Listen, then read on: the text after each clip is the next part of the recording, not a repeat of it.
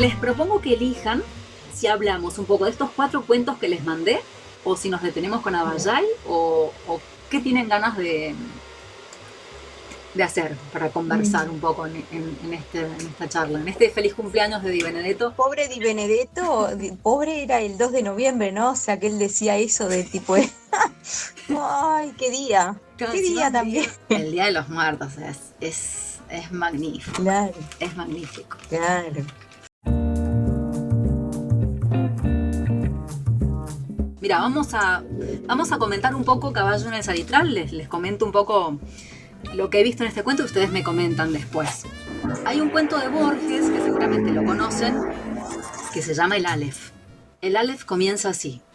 La candente mañana de febrero en que Beatriz Viterbo murió, después de una imperiosa agonía que no se rebajó un solo instante ni al sentimentalismo ni al miedo, noté que las carteleras de fierro de la Plaza Constitución habían renovado no sé qué aviso de cigarrillos rubios. El hecho me dolió, pues comprendí que el incesante y vasto universo ya se apartaba de ella y que ese cambio era el primero de una serie infinita.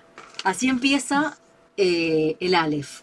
Después Borges, ¿qué hace? Borges después lo deriva a el infinito, el Aleph, ¿no? el universo, lo manda por ahí Borges. O sea, empieza con esa oración y después lo manda para sus temas. Para mí, ¿qué hace Di Benedetto? Para mí Di Benedetto plantea lo mismo en Caballo en el Salitral. Es eso, es la vida que continúa, es ese pájaro que anida en ese cráneo. La vida sigue, nada más que Borges empieza con una oración y no se detiene en esa angustia existencial. Borges sigue, nos entretiene con sus temas, con el infinito, con el universo, pero Di Benedetto no, se queda ahí. Te clava el puñal de la existencia y de la muerte. Y empieza Caballo en el Salitral como una película con un plano así lejano, ¿no? Que viene un avión toreando, ¿no? Y está la vida también de algún modo, hay un festejo, hasta que empieza a bajar. Él tiene un accidente, este hombre, el dueño del caballo, y luego el caballito se va ciego al Salitral y ahí queda entrampado para siempre, ¿no? En esa especie de pantano salado que lo apresa y que lo aniquila en el absurdo de que tenía su propia comida y nada más que no la veía, ¿no? Y, y bueno, un poco creo que a mí lo que me pasó con Caballo en el Salitral fue esto, ¿no? Fue pensar en Borges, en esa primera oración genial del Aleph de Borges, que es eso, y Borges sigue, Di Benedetto se detiene. Y creo que después de ese cuento ya no se puede decir más nada en ningún lado. Ahí está todo, eso es la vida. Que contiene lo otro, ¿no? Que además, bueno, es una vida en concreto que es una vida absurda. Pero bueno, esto era un poco Caballo en el Salitral para mí. Es un cuento perfecto, un cuento que quizá no se da porque genera mucha angustia, genera un poco de repulsión. A mí me parece que Di Benedetto es como esos amigos que uno tiene o esas personas que uno conoce que te tiran verdades que son incontestables, irrefutables y que uno a veces no quiere escuchar. Cuando te dicen la verdad, a veces no tenés ganas de escuchar la verdad, porque la verdad a veces es horrible, hay que enmascararla. Creo que Borges la enmascara después con sus temas, nos va entreteniendo con sus ideas matemáticas, filosóficas. Di Benedetto no, Di Benedetto te dice, mira, esto es la vida, pancátela. Y por eso es tan pesado, que hay que dosificarlo. Me parece que en algunas personas es una lectura que se tiene que dar de manera dosificada. Sí, a mí me pasó eso que tú decís del tema de dosificar, Mm. tenía como esa cosa cuando leí El Silenciero, no podía parar, pero a la vez necesitaba parar porque me había atrapado tanto que yo decía, me lo tengo que consumir, no puedo dejar esto, o sea, es como tipo, pero a la vez digo, no, no porque los pensamientos están zarpados, o sea, es de una oscuridad que digo, me da como, no, es como lo ominoso, ¿no? Lo ominoso Sí, que lo vos decís, ominoso total, es sí. horrible, pero a la vez es como que te llama, ¿no? Y te atrapa. Entonces, después tuve que descansar para pasar a lo suicida. Es como que hay que tomarse un respiro, volver a contactar con algo vital, ¿viste? Vital. De lo que sea, Sí, sí, y sí. después volver. Mm. Puede ser que me parece que hay como una manera de narrar y también que está específicamente como reflejado en ese cuento que hay como un trabajo minucioso, puede ser, en relación a cómo va recibiendo las cosas el caballo y todo eso.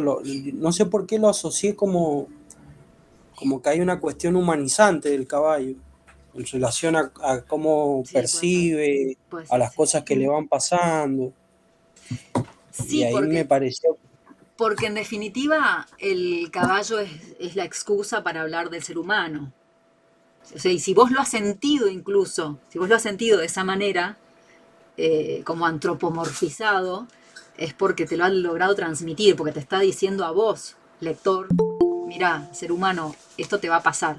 tendría que leerlo de vuelta, pero sí me acuerdo de que hay como hasta, me pareció a mí, qué sé yo, que hay como una cuestión media filosófica en relación a cómo el caballo, cómo va narrando todo eso y que hay también, no sé por qué lo asocié como una cuestión antropomórfica al caballo, porque como que se relata al caballo la manera que siente o las cosas que le están pasando, como con categorías humanas, y es como un animal, un ser viviente que tiene otra manera de relacionarse con la naturaleza, qué sé yo. Entonces, por ahí no sé, pensé en eso, como que hay un cierto problema filosófico, hay Sí, sí, algo, sí, sí, a ver, es una obra existencialista por excelencia. Creo que es el cuento existencialista. Sí, igual me quedé pensando como eso del tema de lo existencialista. Sí, No me acuerdo bien cómo empieza el del caballo en el salitral, pero si va también, ponele con Sama, que hace aquello del mono que está muerto, ¿no? O sea, que nunca fue, o sea, que llega como cadáver de mono. Y en esto del caballo en el salitral, tú mencionabas lo del cráneo, lo del cráneo, y a la vez que el pájaro anida en el cráneo, ¿no? Ese juego de cómo la muerte aloja la vida. la nueva vida, ¿no? Y en lo otro, cómo está eso en Sama, aunque no era de los que leíamos, pero me acordé de eso, ¿no? Cómo está eso también del estado de la muerte, pero bueno, él está como en esa espera, que la espera también tiene que ver con eso de Sí, hay algo que sigue palpitando, hay algo ¿no? sí, sí, tal cual, ¿eh? Lo que pasa es que Mm, eh, Caballo en el Salitral habla de que la vida vuelve, que de algún modo se regenera esto. mm, Y en el otro habla de, creo que es otro tema quizás, es que si no haces lo que tenés que hacer en vida, porque dice que el mono tenía el viaje por delante. Tengo por acá, Sano, mm, ya que estamos, vamos a leer, Sano, el principio. mm. Salí de la ciudad ribera abajo al encuentro solitario del barco que aguardaba sin saber cuándo vendría. Si les gusta la prosa cuidada, poética y musical, bueno, esto es un, Mm. un objeto de estudio de elementos fónicos. O sea, Di Benedetto es eh, música. Pero más allá de eso hay fondo, ¿no? Llegué hasta el muelle viejo, esa construcción inexplicable, puesto que la ciudad y su puerto siempre estuvieron donde están, un cuarto de legua arriba. Entreverada entre sus palos se menea la porción de agua del río que entre ellos recae. Con su pequeña ola y sus remolinos sin salida, iba y venía, con precisión, un mono muerto, todavía completo y no descompuesto. El agua ante el bosque fue siempre una invitación al viaje. Esto que te decía. El agua ante Mm. el bosque fue siempre una invitación al viaje, que él no hizo hasta no ser mono, sino cadáver de mono. El agua quería llevárselo y lo llevaba, pero se le enredó entre los palos del muelle decrépito, y ahí estaba él, por irse y no. Y ahí estábamos, por irnos y no. En realidad como que lo que se encuentra el personaje en un primer momento que llega es con como que como ese relato del mono que se está muriendo y que está como en un remolino, Sí, como que hace referencia al destino del personaje, lo que le va a pasar, que está como claro. que en realidad el destino del personaje es ese, que no es un lugar que no puede salir y todas las cosas que va haciendo también lo va atando al mismo lugar, así.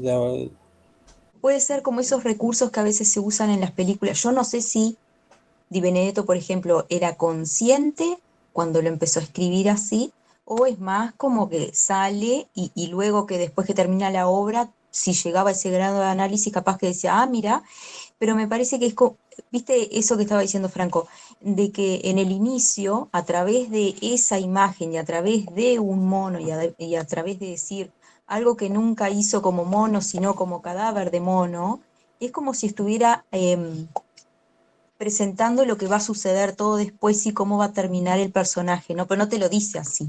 Es así, Entonces, a través de esa es imagen, tal cual, ¿no? sí, sí, sí, es así. Él te está diciendo, esa es la vida del personaje, esa es la vida del Claro. personaje y, y es como una inmovilidad, es como una inmovilidad en medio de la movilidad. Y Mm. un poco pasa con el caballo en el salitral. Yo decía que era un pantano de sal, un pantano salado, decía, me vino como esa imagen. Y es un poco eso, Mm. es un pantano diferente este, ¿no? Estás ahí, hay movimiento alrededor porque el caballito si camina 4 pasos o si alguien lo mira, lo rescata y lo salva. Pero Mm. no, está condenado a morirse ahí, o sea, hay movilidad a su alrededor. Pero él está Aparte en está el ciego salitral, también, está ciego, está eso ciego. también es interesante, que esté ciego. Está ciego. Y tiene la comida acá atrás. Y este tipo también, un poco es un tipo que, bueno, mucha gente odia a este personaje, porque es un personaje que no hace nada con su vida, que se queda ahí. Se queda varado, ¿no? Sí, como que capaz que estaba más muerto antes y después llegó la muerte física, ¿no? Pero mm, Eh, un poco eso, es como la consumación de la muerte con la muerte, pero estaba medio muerto también en medio vida, muerto. ¿no? Mm. Si no viaja, si el mono no viaja, teniendo la posibilidad de viajar ahí, está como medio muerto, Mm. ¿no? Si está Mm. inmóvil. La muerte es la Sí, inmovilidad. sí. O no Entonces, tomar decisiones, ¿no? es No eso. tomar Sí, decisiones, sí, que sí. también es tomar una decisión, porque es tomar la Sí, decisión de que no tomo ninguna y me quedo claro. en esta y te está pasando todo lo que te pasa, o sea. Sí, sí, sí. Sí. Di Benedetto es como un recordatorio existencial, muy Mm. crudo, muy crudo. Y hay que tener valentía para leerlo también de algún modo, ¿no? ¿Han leído El juicio de Dios, ese cuento? Claro, ese es otro cuento para analizar. Es increíble ese Es cuento. increíble. Ese cuento lo leí hace poco Ujú. y me pareció increíble porque tiene como una lectura simbólica que se puede interpretar a través del simbolismo, pero al mismo tiempo hay toda una perspectiva social en relación a los personajes que son campesinos, que tienen toda una concepción religiosa de la vida diferente en relación al trabajo que tienen, a la vida que llevan. Entonces me pareció increíble porque juega con para mí juega con dos aspectos ahí que parecieran que en la literatura son como contradictorios. Por ahí siempre hay escritores que tienen como una lectura, no sé, simbólica o apunta a eso, o también no sé, a la literatura fantástica, por ejemplo, y viste que está como esa posición, no sé, de Dostoyevsky o Roberto Arcon Borges o Ujú. Dostoyevsky Fíjate o que escritores, no sé, que tienen una... mencionaste el juicio de Dios y el juicio de Dios es como un cuento policial. Y Ana creo que dijo, sí, Ana fue la que lo dijo, o vos Franco no, Ana creo que lo dijo, que en Sama ese mono, bueno, vos también lo dijiste Franco, como que te presenta lo que va a ser el personaje después. Muy policial también eso. Eh, Mm. Y bueno, Borges decía que todo cuento se tiene que escribir como un policial, aunque no sea policial, ¿no? Pero nada, pensé en esto, en el policial también, que Di Benedetto no ha escrito policiales, pero específicamente es más policial, el juicio de Dios. Y bueno, y aparece el juicio, que es un tema que aparece también en varios de sus cuentos. Escucho el perro, hemos hablado de caballos, escucho al perro, hemos hablado de un mono, y bueno, todavía no entramos en Abbayái, no sé si va a dar el tiempo para verlo, pero les quería preguntar si ustedes sabían que Di Benedetto quería ser veterinario. Ah, mirá, no sabía. Creo que no. Di Benedetto quería ser veterinario, y la presencia animal es una constante en su obra. No solo como elemento simbólico, sino también como sobre todo los perros, como compañeros de algunos personajes, sobre todo en los cuentos del exilio, en los que parece que Di Benedetto se sintió muy desamparado. Fue una etapa muy cruel en su vida. Ya había sido un poco desplazado en la Argentina como escritor fundamental porque vivía en Mendoza, en una provincia en el interior, y cuando empieza a consolidarse su nombre como escritor, lo detienen en la dictadura y después, bueno, vive en el exilio durante mucho tiempo, y aquí la obra que deja como legado es muy triste. Quizás no es tan buena como su obra anterior, la previa a que lo torturaran, le pegaran, le rompieran los lentes, lo golpearan en la cabeza. Hay que ser realmente muy... No sé quién puede salir indemne de una situación así, y que después te toque el exilio en el que nadie te conoce, y yo creo que él escribió con muchos seudónimos, creo que se ganaba un poco la vida así. Perdió un poco, perdió lo que tenía, su identidad, ¿no? Su trabajo en el periódico. Y en estos últimos cuentos, los del exilio, que vos los tenés, Ana, aparece la figura mucho del perro con el anacoreta, con el ermitaño.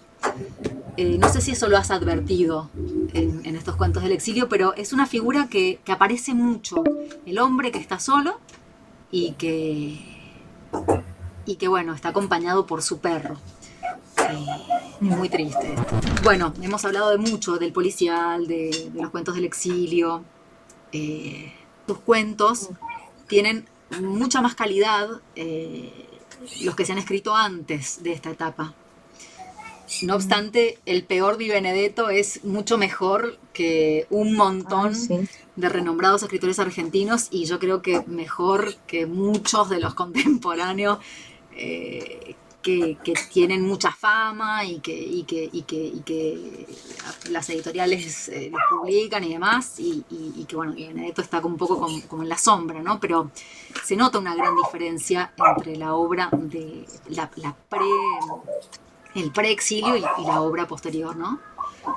Pero bueno, eso les quería comentar, cómo la presencia animal está en él, y yo creo que ha estado en contacto también con los animales a lo largo de su vida, porque él ha vivido en Mendoza, no vivió en la ciudad, y estaba en contacto con la naturaleza, ¿no? Y los animales están en el juicio de Dios, ahí, en el cariño de los tontos hay animales. Los animales están todo el tiempo, yo creo que siempre hay un animal, el puma, hay un cuento del puma. En este Abbayái, es medio como que te va llevando hacia que el personaje con eso que se impone, ¿no? Con eso que él dice, es como si hiciera ¿cómo se dice? Cuando viste que empieza a andar en el caballo y como una promesa, ¿no? Como una promesa, como algo así. no Es bajo un, del caballo. ¿Cómo es? es un castigo. Un castigo, claro. Aballai es un Se pone un gaucho, castigo, una penitencia. una penitencia, es un penitente, es un penitente. Ahí va, Aballai es ahí un va. gaucho que mata a un hombre y que cuando mata a ese hombre, el hijo de ese hombre lo ve a los ojos. Y a Aballai le quedan en la memoria los ojos de este niño. Y Mm. después Aballai se siente culpable por esto y, y quiere cumplir una penitencia, porque uno de los grandes temas de Aballai es la culpa, de Aballai, de Di Benedetto es la culpa. Y la venganza es otro de los temas de Di Benedetto. El que se venga a su hijo, el hijo de este hombre, ¿no? que mató a Aballai. Y también el tema fundamental de Aballai es la ausencia del padre, el padre ausente, que siempre aparece a lo largo de sus cuentos y de sus novelas, ¿no? El padre que no está, el padre que muere, de alguna forma. En este caso lo matan. Pero él cumple una penitencia. Es de alguna forma un criminal, porque mata a un hombre. Es santo y mártir, porque se quiere purificar a través de esta penitencia que es subirse al caballo y no bajarse más. Y al mismo tiempo es un héroe y un santo para la gente, porque la gente empieza a creer en él como un santo, porque además la fisonomía de Aballai ya no es la de un hombre, sino la de un hombre montado en un caballo. O sea, es como un centauro. Un centauro. Es un centauro. Y esto en la gente empieza a generar historias y relatos y se hace famoso. Y esa fama quizás es la que hace que el hijo de este hombre se entere de que está por ahí este Aballai y bueno, hay que ir a matarlo, ¿no? ¿Te acordaste cuando contamos la historia de Aballai? Sí, me acordé un poco. ¿Te acordaste? Que él Lo que iba a decir, lo mata sin querer al chico con una caña que se le había afilado, lo mata al hijo, vuelve a matar a otro hombre, mata al hijo de este hombre que venía a vengarlo. Y entonces cuando él está cuando ve que el chico cae, él está arriba, él ha hecho, ¿te acordás que, bueno, que él, te lo cuento, él va a una misa, y en la misa el cura habla de los estilitas, que eran unos santos también que se subían a las columnas y permanecían lejos de los hombres subidos a columnas, pero en el campo es un gaucho este. No es Oriente esto, es un gaucho que está ahí en la pampa, ¿qué hace? No hay columnas. Entonces se sube a su caballo. Y bueno, le dice al caballito si el caballito lo va a aguantar. Le habla a su caballo, creo que, y usa 2 caballos para ir alternando, creo, una cosa así. Y Es quedamos, el otro no es como un cimarrón, dice el otro. El que yo me claro, imaginé como un perro grande. claro, no, es un caballo y se queda Es otro caballo. no se baja más, o sea, no se baja más, y ese va a ser su castigo. Así él quiere cumplir, quiere expiar esa culpa. Él quiere expiar la culpa subido a un caballo del que no se va a bajar más como hacían estos hombres, los estilitas. Y bueno, y la gente le da comida, o sea, se las arregla, o va él a comprar comida, pero nunca se baja, no se baja más. Y cuando lo encuentra este chico, el chico este lo reconoce, lo va a matar. Aballai lo mata sin querer con una caña que se le ha afilado con el tiempo. El chico cae. Entonces, cuando el chico cae, él se da cuenta que ha cometido un doble asesinato, el de su padre y el de su hijo. Y entra en el dilema dice, ¿qué hace? ¿Qué hago? ¿Bajo o no bajo? ¿Qué tengo que hacer? ¿Tengo que bajar o no bajar? Si lo que me he prometido a mí mismo, un poco lo que vos decías, la promesa, lo que me he jurado a mí mismo es no bajar nunca para limpiar esta culpa. Pero le parece lógico bajar, o sea, ese dilema lo resuelve bajando para asistir a ese chico. Cuando baja, el chico le clava el puñal y lo mata. Aballai muere con una sonrisa. Es un cuento impresionante. Es un cuento impresionante. Entonces mueren los dos, ¿no? Y de esto se trataba Abbayay. ¿Se sabe cuál era la posición, si era creyente o no creyente, Di Benedetto? Di Porque está Benedetto, como, Di el cristianismo Benedetto. está como bastante en algunos personajes, las concepciones que tienen. Sí, Y Eh, bueno, en este cuento también.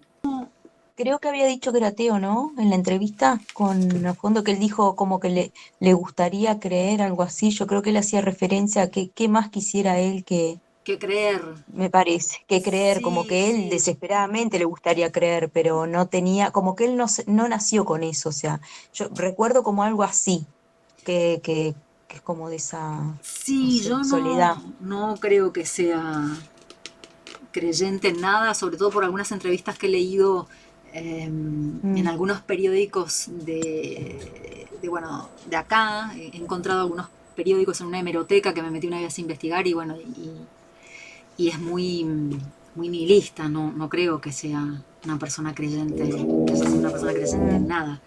Pero sí que aparece el elemento religioso. Me parece que también, Franco, es una cuestión de la influencia del entorno, ¿no? Una provincia con estos rituales así católicos, ¿no? Está como en el ambiente el tema, bueno, y en Argentina también, toda esta cuestión mm, del cristianismo, el catolicismo, ¿no? Esos creo que son los temas y esa triple identidad de héroe, santo, criminal, y el cierre de la literatura, de la figura del gaucho en la literatura argentina. Un cierre que había tratado de dar Borges con El fin y que un poco Di Benedetto creo que ya concluye. Dice, bueno, ya sobre gauchos no se puede hablar más y lo voy a cerrar así. Y lo cierra un poco haciendo una hibridación entre la tradición argentina y la cultura eh, de Medio Oriente, ¿no? Trae la figura de estos ermitaños que vivían en las columnas y lo hibrida con la figura del gaucho. Y ya, después de esto ya está, ya no se puede hablar más de lo gauchesco en la literatura argentina. Creo que esto es como lo más destacable en Abbayay, ¿no? No sé si ustedes tienen algo más, esta civilización y barbarie, ¿no? Como que el gaucho era siempre la barbarie, y entonces lo que hace es mezclar un poco, traer la civilización de esta cultura, ¿no? De elementos foráneos a lo nacional, a lo de la pampa, y ya está, junta estas dos cosas y se despide un poco el gaucho de la literatura argentina con Di Benedetto. Hace propia una cultura extranjera. Hay un ensayo sobre Abbayay también que se los recomiendo, que es El gaucho escritor, un héroe sin atributos, que es de Julio Premat, que es el mismo, también se los puedo pasar, les puedo pasar los enlaces, es el mismo que escribió el prólogo de los cuentos completos. Es un ensayito largo. Hay uno que te recomiendo, esto que me hablabas de lo religioso y demás, que está en los cuentos del exilio, Extremadura, en la página 507. Sí, Franco, está la cuestión religiosa, ¿eh? Como vos decís.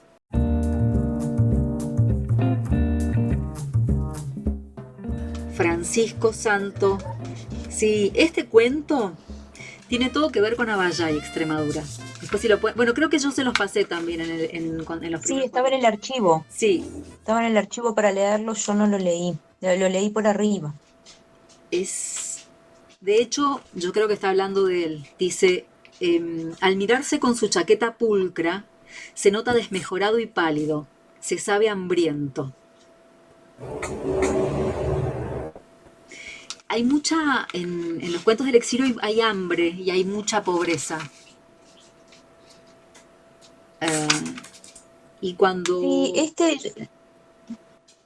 Sí, porque este es como de una fiesta, como que un hombre que no tiene trabajo llega a un lugar, Sí, le dan trabajo como, ni siquiera es como mozo, creo que es como un asistente sí, que le dicen, bueno, nosotros vamos a retirar los platos, vos te quedás como por ahí, él se va quedando ahí paradito y va escuchando un poco lo que sucede y son sí, todos pitucos, ¿no? Y todo sí. así, y después tiene un espacio en el que se queda sin hacer nada, le dice, bueno, ahora tiene 3 horas libres y él anda como boyando ahí, Y va a una pero sí, y iglesia. habla del hambre. Y va a Claro. una iglesia. ¿Quieres confesar? Le pregunta el sacerdote. ¿De dónde vienes? ¿Quién eres? Soy un pobre, dice este personaje. Lo ha dicho el hombre, sin miseria ni arrogancia. ¿Tu nombre? El preguntado titubea, con reparo, antes de decirlo. Francisco. El religioso calla, pero le echa una mirada como de llamas que traspasa la tenue celosía del ventanuco. Sí, aquí está otra vez la figura del santo. Este hombre que es un hombre que anda por ahí, errabundo, que en un recreo de su trabajo se mete en una iglesia, se confiesa, se identifica con el pobre, y este narrador se identifica con Francisco. ¿Y Francisco quién es? San Francisco de Asís. ¿El santo de qué? De los animales. De los animalitos. Sí, no, yo creo que Di Benedetto debió ser veterinario. Sí, tenías razón, Franco, hay una cosa religiosa, pero no por lo religioso de su creencia, sino Claro. por la figura, creo, del santo, del mártir, la figura del mártir, del que paga una culpa. De hecho, en esta entrevista que está en YouTube, la de A Fondo, él dice que nacemos para heredar culpas y al mismo tiempo legar culpas a los hijos, ¿no? Es como que el tema de la culpa para él es una tortura, ¿no? Mm, Y bueno, y en Avallay mm. está esta culpa un poco expiada. Es muy interesante eso de Di Benedetto que tiene que por ahí hay ejemplos de escritores que los personajes pareciera que son todos iguales, o en cambio es como que los personajes de él tienen, no sé, tienen concepciones ideológicas o de filosofía ante la vida, todo de manera distinta. ¿En qué lo Creo ves? que, En cuáles verías diferentes vos? Que por ejemplo, en el juicio de Dios, por ahí está el jefe, que es el jefe que maneja la estación de San Rafael, de los trenes, eh, y al mismo tiempo hay una crítica social, porque dice, empieza el cuento hablando de civilización inglesa por el hecho de los sí, sí, ferrocarriles sí. argentinos, y dice, pero bueno, hace falta muchas cosas para que las cuestiones marchen sobre rieles. Y después empieza a describir como la soledad y está la marginalidad también de los campesinos. En El cariño de los tontos también tienen ese cuento, los personajes tienen cuestiones ideológicas en relación a cómo conciben la realidad, la vida. Y me parece que lo desarrolla de una manera muy natural. No es, como que hay mucha naturalidad en cómo se desenvuelven los personajes, cómo son. Pareciera que fueran personajes reales. Sí, sí, sí. Mira, creo que has dicho otra palabra clave que es marginalidad. Eh, Creo que Di Benedetto es un escritor social. No Sí, explícitamente social, no explícitamente social. no, claro. Hay un cuento que es Falta de vocación, que es hermoso, no sé si lo has leído. Eh, yo los leía los cuentos completos todos, pero Ah, lo has leído, ok. Que no, son los dos pero amigos, no, uno que se quiere dedicar a escribir y que le brotan las historias fantásticas y que el otro le dice, pero usted es escritor, ¿no? Dice, yo me imagino estas cosas y bueno, no sé si si no lo tenés, te lo paso. Este cuento es hermoso. Vos que escribís, te gusta escribir, da una lección incluso de literatura. Y bueno, creo que Y acá habla de los dramas, del drama social, ¿no? Uno de los personajes le dice, no, he escrito un drama social. No, le dice, sobre eso no escriba, eso no sirve para la literatura. Pero creo que él pone dramas sociales de alguna forma, o hace una crítica social. Y siempre sus personajes tienen algo de social. Y creo también que esa es otra de las razones por las que se lo ha marginado a Di Benedetto. Porque no solo no está en el centro, está en el margen de la Argentina, sino que también sus personajes son un poco marginales algunos. En los cuentos del exilio creería que la mayoría son marginales. Y también él habla de gente pobre, muchas veces habla de gente pobre. Y como que en la literatura argentina no... Literatura argentina, en la literatura de Buenos Aires, no está muy bien visto hablar de gente pobre. Como Roberto Art, por ejemplo, que es uno de los grandes marginales, ¿no? Y entonces creo que sería como una doble marginación por el lugar en el que nació y también porque habla de gente pobre, de gente que... o de gente que trabaja. Por ejemplo, este que contaba Ana, un tipo que está y que trabaja de camarero, de asistente, de camarero. Gente que trabaja, gente que tiene hambre. La palabra hambre va a aparecer en los cuentos del exilio también con mucha asiduidad.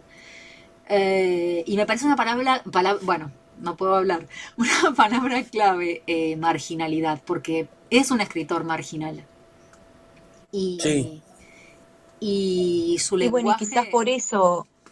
quizás por eso un poco lo de que no sea tan conocido como Borges o todos, ¿no? Así, digo, el ser marginal es un poco quedarse en los márgenes, en el Pero la borde. marginalidad es algo que se inventa. La marginalidad se impone. Es como imponemos la moda de e imponemos la marginalidad de este otro escritor. O sea, encumbramos a estos escritores y dejamos en el margen nosotros a estos porque queremos. ¿Y quiénes son los que hacen esto? Bueno, Buenos Aires, sus editoriales, los críticos Ah, literarios. sí, sí, eh, sí. Si porque, no te invitan, no puedes estar. porque perfectamente Si no te eligen. Di Benedetto podría ser absolutamente popular. Aunque bueno, Caballo en el Salitrar no es el más popular de sus cuentos, ni tampoco terminás re arriba, después de leerlo te querés tomar no sé, un daiquiri y ir a bailar, ¿no? Te tira bastante para abajo. Pero bueno, en Francia les dan a leer El extranjero a los chicos a los 13 años. Mm, Claro, entonces tampoco es que no te va a pasar nada, nene, si lees Caballo en el Salitral a los 15. No pasa mm, nada. mm, Pero desde Buenos Aires esto se dictamina. Y hay un montón de mm. escritores no sé, en Jujuy. Hay uno que es Héctor Tizón, que a mí me encanta. Un escritor que no le dan bola, ¿viste? Filloy, por ejemplo, es otro escritor que no se conoce. Eh, Mm, y creo que marginalidad es la palabra clave. O sea, él está al margen. Incluso, sí. incluso su lenguaje también está como... Es como él se ha creado como un mundo propio, es un lenguaje propio. Sama tiene un lenguaje muy raro, no es de ninguna época, eh, es un lenguaje también como al margen del lenguaje oficial, ¿no? Y Mm, sí, creo que han salido cosas lindas, interesantes. Esto de la marginalidad que decía Franco, el carácter religioso, ¿no? Esta cosa de purificar la mm, culpa. Eh, Me parece mm, que están buenas las observaciones. Lo animal, el tema de lo sí. animal, de cómo él, eso también había visto en Abayay.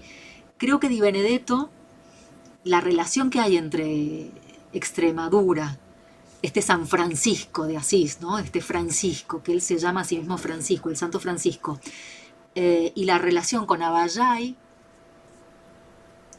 es que en ambos casos los personajes son uno con los animales. En Abayay mucho más, porque es Mm, casi una unidad él con su caballo. son uno, el caballo y el Se hombre. amalgama. Sí, es como si fuera una Ujú. nueva identidad, ¿no? Los animales están en él es un animal. Y creo que este vínculo indisociable es el que aparece de alguna forma en los dos cuentos. Estos santos que están unidos a un animal. Eh, Y capaz que yo me quedaba pensando, ¿no? O sea, cómo busca dejando de ser un bípedo, por lo menos en Abayay, ¿no? Cómo dejando de ser un bípedo y transformándose otra vez en cuatro patas, ¿no? Volver como esa animalidad más pura, ¿no? Entonces, cómo ahí va un poco la salvación, pero apenas toca tierra, qué vuelve bueno, bípedo, qué bueno esto que ¿no? has dicho, ¿eh? Me quedo pensando eso cuando vos Esto es venías narrando y buenísimo. venían hablando ahí. Claro. Cuando sos un animal, de alguna forma, sos puro, hay una pureza y al mismo tiempo quizás no tenés Mm, tanta conciencia de lo que te espera, ¿no? mm, Conciencia del tiempo, de la muerte, etcétera, todo lo que él plantea. Cómo el mm, animal te sí. preserva de eso. Pero sí, es algo que yo Mm, observé esto y no lo he visto. Mirá que me he leído un montón de estudios de, de la obra de él y esto no lo vi nunca, la relación mm, con los animales. Y a mí me llamó la atención esta necesidad que él tiene de estar. Los animales son siempre, y en el exilio vas a ver que son sus amigos siempre. Él está siempre mm, con un amigo animal. Eh, y mm, es verdad, es muy bueno. Es mm. como si se le cortara la purificación, claro, al bajar, deja de ser puro, ¿no? Esa purificación Claro, claro, se mancha sí. y Y como se, que pobre, aparte pobre Di Benedetto, creo que las grandes desgracias, aparte, en su vida han venido de la mano de los humanos, y muchas veces, o sea, el tema del padre, un ser humano, bueno, está, ¿no? Todo lo que pasa, y de toda esa herida de abandono, todo así, pero bueno, después con el tema con el exilio y todo, o sea, de agarrarlo, o sea, eso no viene del ataque de un animal, y, o sea. El amparo lo encuentra como en esos que no lo van a juzgar aparte sin razones, ¿no? O sea, no sé, capaz que esa cosa, ¿no? De buscar un poco el resguardo, sí, sí, sí, sí, sí. ¿no? Sí, sí, creo que eso es tal cual, ¿eh? Creo que es tal cual. Y Mm, otra cosa que me llama la atención de los cuentos del exilio, eh, que también, que son muy despreciados por la crítica, los cuentos del exilio, pero yo los quiero mucho.